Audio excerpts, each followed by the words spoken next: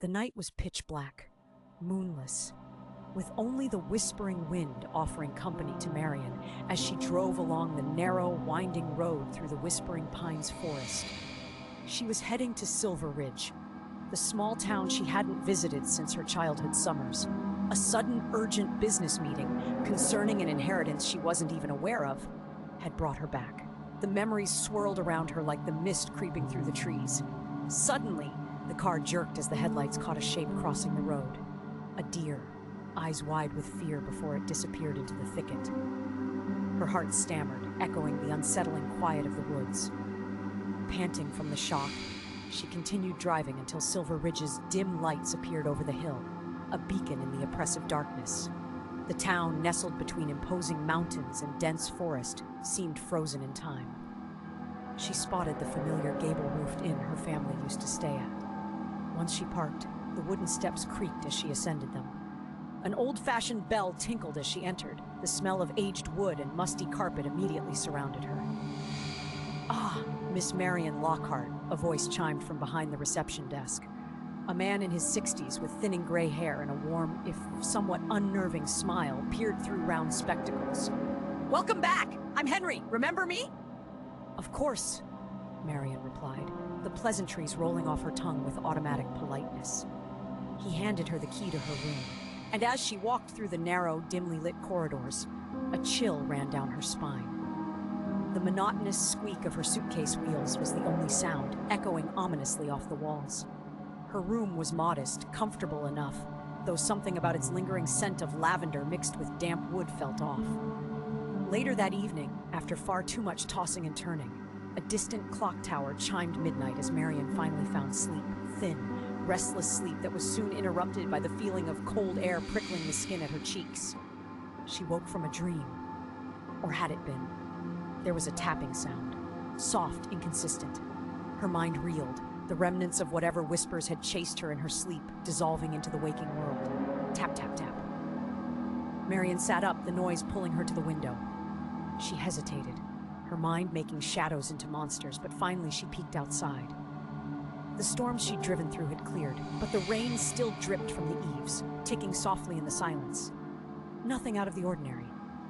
Just an empty street bathed in the diffused glow of streetlights.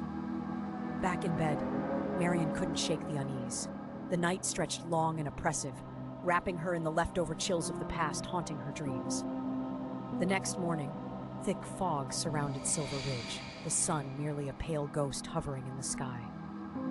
Marion prepared for her meeting with the local attorney, Mr. Alden, one of the reasons she had returned. As she walked through the town, memories seeped from every corner. Places once vibrant now seemed drained of color and liveliness. There was something else, a potent, unshakable sensation of being watched. She arrived at an old brick building, its facade weary but dignified. Mr. Alden was expecting her, a thin man with deep-set eyes and hands that moved restlessly as they went through the formalities. "You've inherited the Leichester House, a lovely property, though. A bit out of the way," he noted, eyeing her over his steepled fingers. Leichester House? The name struck her as oddly familiar, yet she couldn't place it. Marion blinked away the forming questions. "Yes, quite the history," Mr. Alden stated, his voice dropping to a murmur as if sharing secrets with the walls. "It was your great-aunt's. You spent a summer there, I believe." Her heart beat faster against her ribs, a chaotic rhythm matching her childhood memories' resurgence. Flashes of bright summer days, of running through a large, overgrown garden, curious and full of little girl mysteries. But more recently, it's been empty, he added matter-of-factly, since your aunt passed. She agreed to visit the house. The details Mr. Alden provided were hazy, but she felt an invisible thread pulling her there, an unseen hand persistently guiding every step she took upon returning to these forgotten roots. The drive to Leichester House was short but suffused with an inexplicable tension. The forest's shadows cast long skeletal fingers onto the road. When she finally reached it, the house rose before her like a forgotten relic, majestic yet melancholic. Solid stone walls covered with twisting ivy, windows clouded with dust. Standing on the threshold, she hesitated, as if on the brink of a dark ocean, then plunged inside. The air inside was stale, flavored with memories Marion couldn't hold on to. Rooms unfolded around her like ancient stories, drapes drawn, furniture shrouded. Yet in its somber silence, the house seemed alive, waiting. Each creak underfoot was a voice, whispering. She spent the day exploring. The upstairs had particularly caught her attention. The nursery, her own little girl room, long untouched, filled with dust motes that hovered like specters in the pale beams of light. She found herself drawn to the west wing, a section of the house she distinctly remembered being forbidden. The door, slightly ajar, wafted a cold draft that stroked her hand gently, coaxingly. Inside was a library, or what remained of one. Shelves groaned with books, most unread in decades. The room, too, was icy, untouched by any sunlight, every surface covered with a film of dust. Marion stepped inside, her feet silent on the thick carpet, eyes searching, seeking. A single book lay open on a table by the window. She felt a pull towards it, undeniable, almost magnetic. As she leaned in, she noticed something scribbled hastily in the margin, letters overlapping in a dizzying scrawl. New daily? Come stop! Come! A door creaked somewhere behind her, a sound suffocatingly loud in the stillness. She spun around, but there was nothing, just shadows. Who's there? Her voice quivered, sounding pitiable even to her ears. The air seemed to respond with a delicate shiver, leaving her skin prickling. Yet she waited, straining to catch any hint of movement, all senses raw and alert, a deer ready to bolt. Hours passed like this, each second chewing slowly at her sanity. By evening, when she finally left, it was with her heart a heavy drum in her chest, her mind full of questions that felt like ripples on a pond, never overcoming the stillness. Back downtown at the inn, she tried to eat dinner in the small, quaint dining room, but found herself constantly glancing over her shoulder. A few townsfolk offered odd looks from nearby tables, whispering amongst themselves. Amidst these low conversations, one voice emerged clearer, a slight woman at a corner seat who Marion had not noticed earlier. Her eyes were sharp, following Marion's every move. Finally, the woman approached her with purposeful steps, exuding an aura of familiarity, and detected in Marion's inscrutable hesitance. "It's back, you know," the woman said, her voice low and conspiratorial. "Pardon?" "The darkness, the calling. Your aunt tried to tell people. She heard it coming through the walls, whispers in the night." "I don't understand," Marion replied, though her voice faltered in the face of the woman's cryptic intensity. "You will," was all the woman said, before departing as quietly as the shadows that seemed to toggle existence around them. Restlessness haunted her once more in the night, the tapping again waking her in the early hours. This time, she rose to investigate, the chill of the encounter heavy on her thoughts. As she reached for her coat to head back to the house, Marion gave no attention to reason, only driven by a need to unveil the truth. The night forest was alive, a symphony of insects, and rustling leaves, but all of it barely a whisper compared to the song playing seductively in her mind. Back at Leichester House, she went straight to the library, determined. The air was still, the darkness pressing. In a moment of impulse, she opened one of the books randomly, fingers trembling over its pages.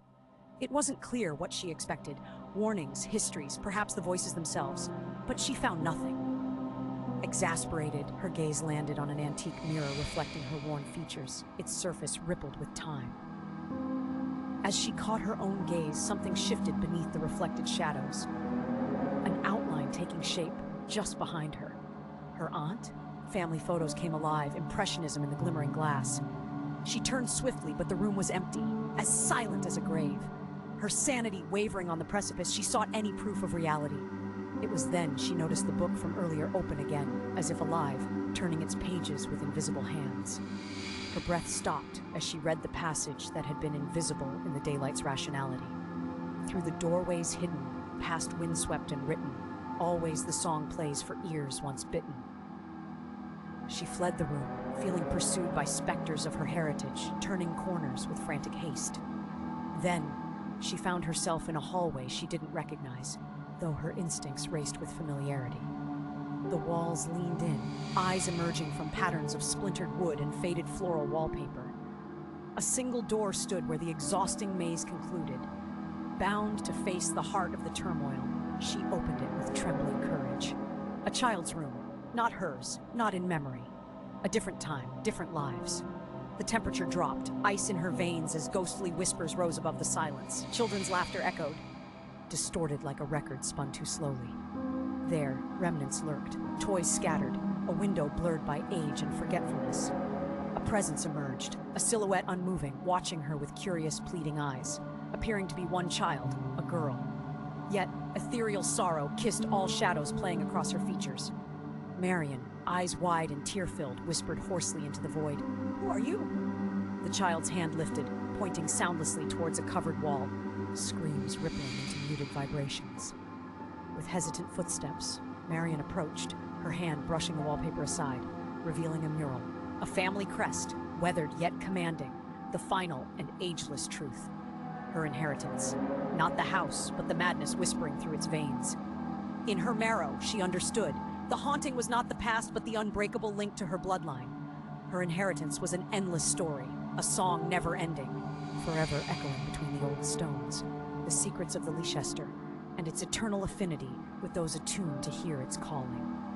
As dawn broke, she walked away under the mounting mist, surrendering her ears to that haunting lullaby, into which her story and life now intricately braided. Only as she crossed the threshold did Marion realize, no locks, no borders of stone or will, could halt what lived within the soul of the accursed land.